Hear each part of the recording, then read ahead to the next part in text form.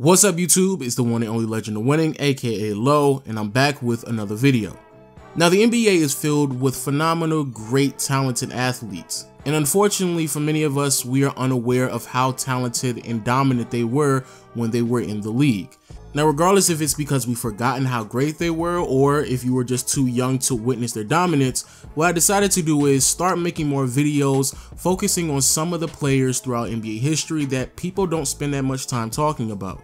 So in my first video, in light of his 55th birthday, what I decided to do was talk about Charles Barkley and how great of a player he was when he was in the league. Because before he was inducted into the Hall of Fame, before he was an analyst on TNT, and before people consistently mocked him about his poor golf swing, Charles Barkley was one of the greatest players the league has ever seen, and that still holds to this day. The dominance that he displayed consistently throughout his career was amazing, and I honestly don't believe many people are aware of this. Charles Barkley was selected 5th overall in arguably the greatest draft class in NBA history. And despite the fact that he was vastly overweight and undersized for his position, the Philadelphia 76ers couldn't overlook his talents. Charles Barkley, for a 6'4", 6'5" power forward, was incredibly athletic, his tenacity was contagious, and offensively, he was a beast. And even though Barkley did not want to be selected by the Philadelphia 76ers, him being drafted by the organization is probably the greatest thing that ever happened to his career, because due to his own decision making on putting on the weight, Charles Barkley was put at a massive disadvantage entering the league. But fortunately for him, the organization had a plethora of veteran players, two well-known players in Moses Malone and Dr. J. Because of this veteran leadership, they were able to steer the young power forward in the right direction, and Barkley started to shed the pounds immediately. And once the weight was shed, Charles Barkley's minutes and his impact was significantly increased. Charles Barkley finished his rookie season averaging 14 points, averaging over 8 rebounds, nearly 2 assists, a steal, and a block, while only starting 60 games and playing less than 30 minutes. And Charles Barkley continued to impress in the postseason. The Philadelphia 76ers during this year was still one of the better teams in the league, and so making it to the Eastern Conference Finals was not a surprise. However, what was a surprise was the performance that Charles Barkley was able to display in his first start in the postseason against the Boston Celtics. In Game 4 of the conference finals, Charles Barkley will post up 15 points and 20 rebounds against Kevin McHale, Larry Bird, and Robert Parrish. Unfortunately, the Philadelphia 76ers would lose in 5, but with the new experiences that Charles Barkley was able to gain his rookie season, he was thus ready to start in his sophomore year. And in his second year in the league, Charles Barkley definitely did not disappoint. In his second year in the league, Charles Barkley immediately became a double-double player, averaging 20 points, nearly 13 rebounds, almost 4 assists, 2 steals, and over a block and a half, while converting on 57% of his shots. And because the Philadelphia 76ers felt very confident about the progression of Charles Barkley, the Philadelphia 76ers felt confident in making that transition from moving away from some of the older veterans in Dr. J, Moses Malone, and Mo Cheeks, and building around the round mound of rebound in Charles Barkley.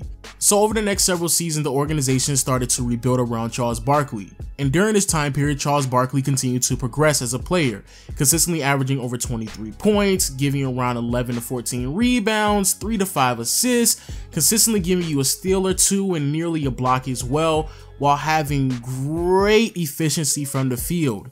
And by the 1989-1990 season, Charles Barkley had the greatest season he had ever had as a pro. During that season, he averaged nearly 25 points, almost 12 rebounds, nearly 4 assists, nearly 2 steals, while converting on 60% of his shots.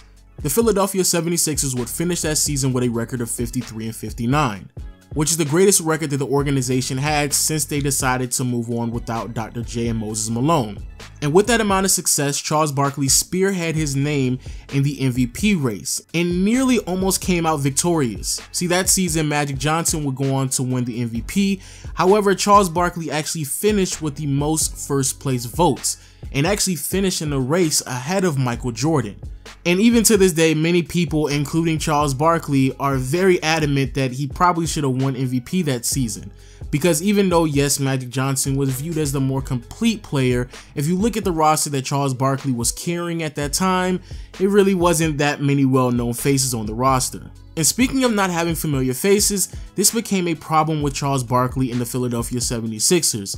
Because sure, Charles Barkley was putting up ridiculous stat nines, consistently giving you double-doubles, scoring 20 plus points. Athletically, he was dunking on people. His leaping skills were amazing, being able to block shots despite the fact that he's only 6'4". His tenacity was impeccable, and just watching him on the court was astonishing on a night-to-night basis, especially because it was very clear that Charles Barkley was giving it his all. But unfortunately, that could not have been said about the Philadelphia 76ers, as they continued to struggle to build a competent roster around Charles Barkley. And after the 1990 season, Charles Barkley only played 2 more years for the Philadelphia 76ers, both of which were again statistically phenomenal.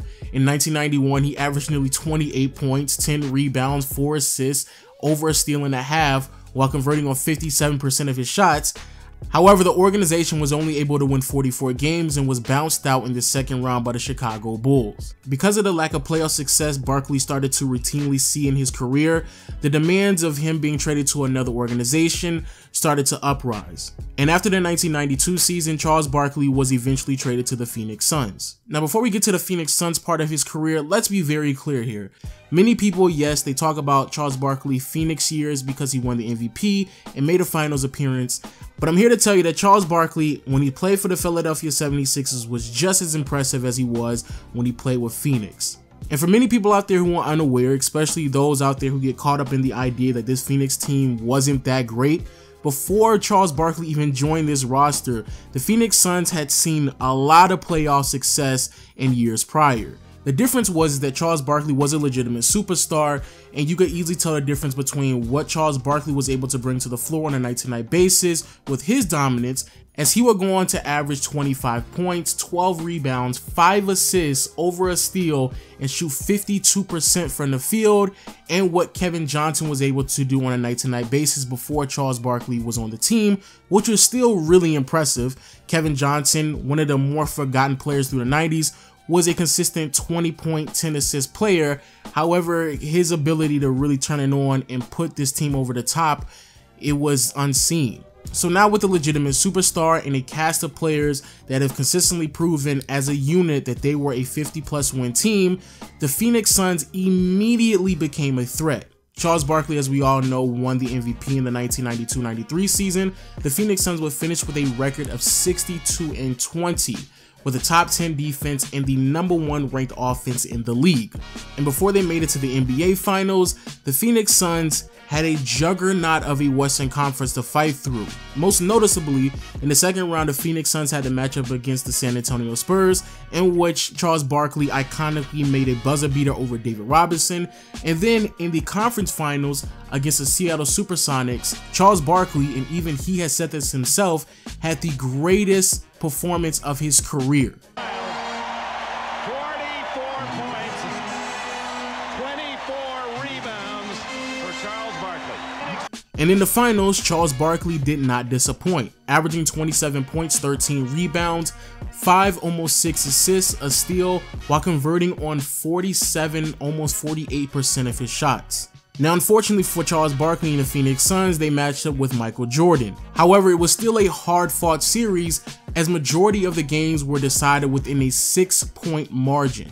After the 92-93 season, Charles Barkley consistently attempted to make another playoff run into the NBA Finals, but unfortunately he fell short as Western Conference teams started to become much more stacked, and his help that he thought that he was going to be able to have in Kevin Johnson started to suffer from injuries as his career continued to progress. And at the end of the 95-96 season, Charles Barkley wrapped up his final year as a Phoenix Sun, averaging 23 points, nearly 12 rebounds, almost 4 assists, a steal and a half, while shooting 50% from the field.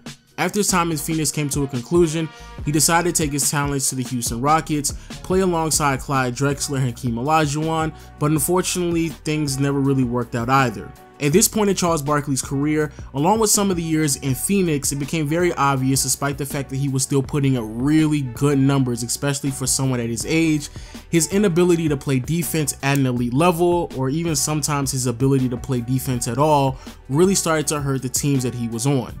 which definitely shows throughout his entire career, because despite the fact that Charles Barkley would finish his career with multiple All-NBA selections, never once was he even considered to make an All-Defensive team. And after playing 4 years with the Houston Rockets, 2 of which were plagued with injuries, after the 99-2000 season, Charles Barkley decided to call it a career. And Charles Barkley last year in the NBA, he averaged nearly 15 points, almost 11 rebounds, 3 assists, a steal, while converting 47% from the field, which is vastly impressive when you start to consider throughout his entire career, outside of his rookie season, Charles Barkley never averaged under 10 rebounds. And speaking of rebounds, and I think this should go without being said, Charles Barkley is by far one of the greatest rebounders the league has ever seen.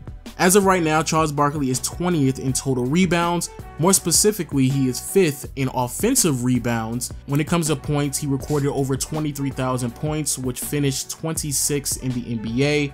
And when it comes to assists, he recorded 4,215, which is 96. And finally, when it comes to his steals, he recorded over 1,600 steals, which is 25th in the NBA. Which means that Charles Barkley finished top 100 in 4 out of the 5 major statistical categories, which is something that only a handful of players can say they were able to accomplish during their career.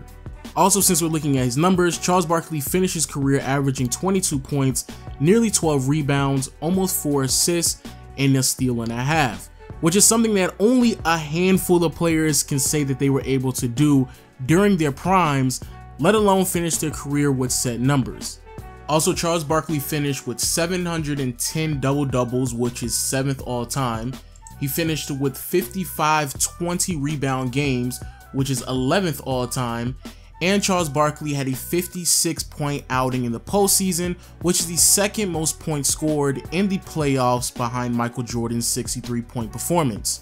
Barkley also finished his career as an 11-time All-NBA player, 7 of which were first-team selections, a regular season MVP in 1993, led the NBA in rebounding in '87, and plenty other memorable moments that left a lasting impression on the NBA.